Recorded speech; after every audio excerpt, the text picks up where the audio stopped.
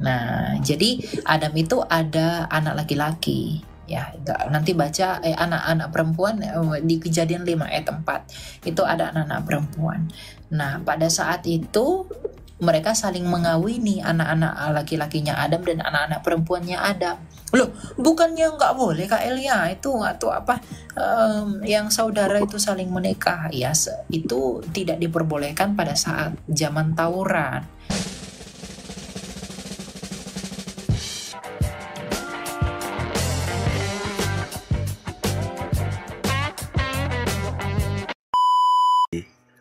Nubuatkan bahwa akan datang anak gitu ya Kak ya. Akan datang anak apa? Anak apa? Ya Yesus Kristus itu sendiri. Lalu menurut kejadiannya mengapa Yudas ini disalahkan gitu? Mengapa Yudas ini bukankah sebelumnya sudah dinubuatkan bahwa akan datang Yesus Kristus untuk menyelamatkan dunia ini dari peristiwa itu? Kenapa Yudas itu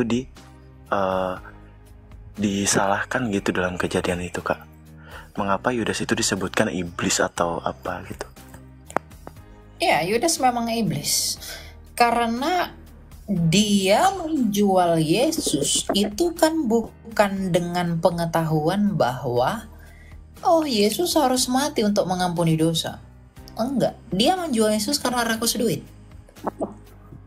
Jadi pengkhianatan Yudas itu bukan Tuhan yang merancangkan itu.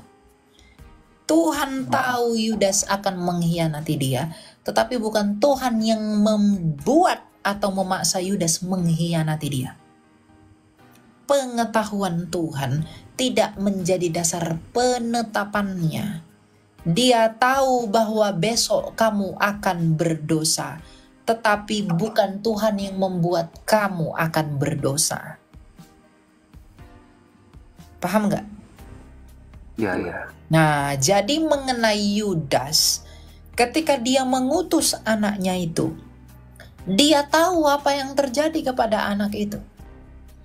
Nah, akan ada satu orang nanti ribuan tahun ke depan, ketika anak manusia itu lahir, maka akan ada satu orang yang akan mengkhianati dia. Maka Tuhan mengucapkan hal ini. Apa yang dia lihat ini kepada para nabi ribuan tahun sebelumnya dituliskanlah oleh para nabi. Maka ketika itu terjadi, digenapilah pengetahuan Tuhan yang dia telah beritahu yang disebut sebagai nubuatan itu.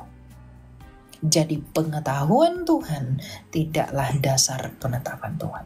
Dia tahu kita akan berdosa, tapi bukan dia yang merancangkan kita untuk berdosa. Karena kita punya apa? Free will. Will yang free. Gitu ya. Oke? Ya, Kak. Ada lagi Kak? Boleh lagi? Ya, satu lagi silakan. Ini Kak, mengenai saya Kristen ya Kak ya. Bukan maksud apa-apa sih. Cuma ingin sekedar tahu aja mengenai agama Katolik begitu Kak.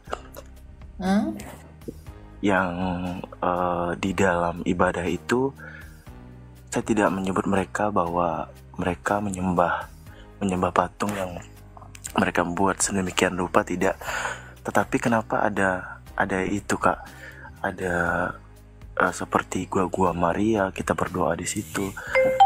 Terus ada patung-patung Yesus yang di sebagai itu mereka sebagai simbol mereka, padahal di dalam Keluaran itu kan jelas bahwa jangan menyembah bagi patung yang menyerupai apapun, begitu Kak. Ya. Patung itu emang disembah sama mereka. Bertakwah nggak mereka sama patung itu? Saya tidak tahu itu Kak. Nah, mereka tidak bertakwa kepada patung itu. Jadi nggak salah. Patung tuh nggak salah. Patung kerubim ada nggak di bait Allah? Di atas tutup pendamaian. Orang Yahudi kan beribadah mengharap situ. Tunduk lagi ke arah situ. Tapi apakah mereka menyembah patung kerubim itu? dengan menyembah ke arah kerubim itu? Padahal orang Israel yang dikasih hukum jangan berbuat bagimu patung. Tapi kenapa mereka buat patung kerub? Nunduk-nunduk lagi ke arah patung kerub itu. Lalu mereka menyembah patung. Penyembahan itu harus dipahami apa? Proskunei. Itu artinya apa? Kita harus selidiki. Ya.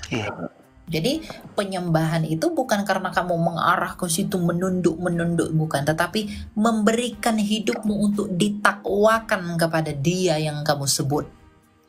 Perlu kamu menunduk sama siapapun silahkan, menghadap apapun silahkan, tapi jangan memberikan hatimu, jangan jual jiwamu bagi berhala, tapi persembahkanlah itu kepada Allah, karena hidupmu adalah persembahanmu yang hidup.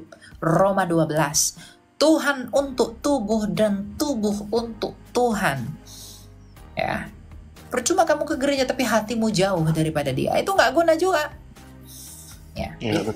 Jangan berikan hatimu untuk bertakwa kepada berhala-berhala, tapi berikanlah itu kepada Allah. Itu maksudnya, ya. Jadi mau buat apa silahkan saja. Yang penting jangan bertakwa kepadanya selain kepada Allah Tritunggal. Begitu Jo, ya. Oke Kak, makasih Kak ya. Oke, kita lanjut ya.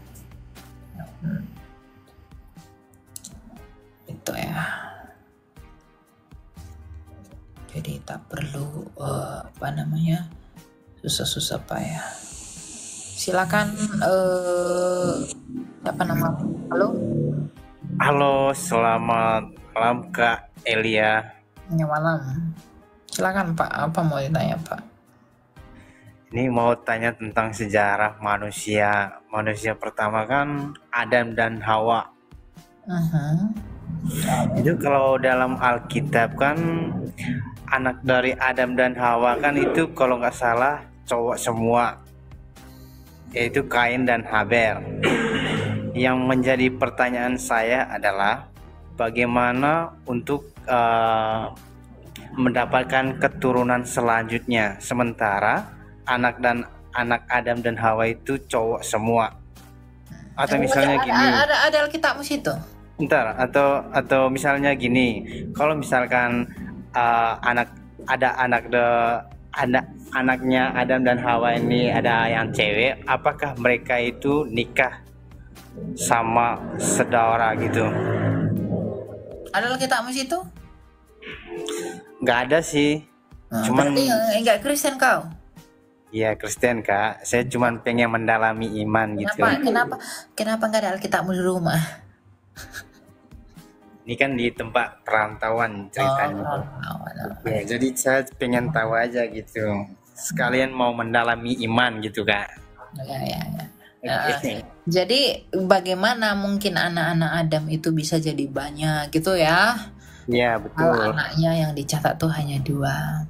Perlu kamu tahu bahwa Musa ketika menulis Taurat itu dalam prinsip patrilineal. Jadi dari jalurnya laki-laki. Jadi nama laki-laki itulah yang dituliskan untuk melanjutkan garis keturunan. Nah, jadi Adam itu ada anak laki-laki. Ya, nanti baca anak-anak perempuan di Kejadian 5 ayat 4. Itu ada anak-anak perempuan. Nah, pada saat itu mereka saling mengawini anak-anak laki-lakinya Adam dan anak-anak perempuannya Adam. Loh, bukannya nggak boleh Kak Elia itu atau apa yang saudara itu saling menikah? Ya, itu tidak diperbolehkan pada saat zaman Taurat. Di zamannya Adam dan Hawa Taurat kan belum ada. Oke Kak. Tapi di zamannya Musa baru Taurat itu ada. Jadi kawin campur itu diperbolehkan sebelum zamannya Taurat. Tapi setelah Taurat udah enggak gitu ya.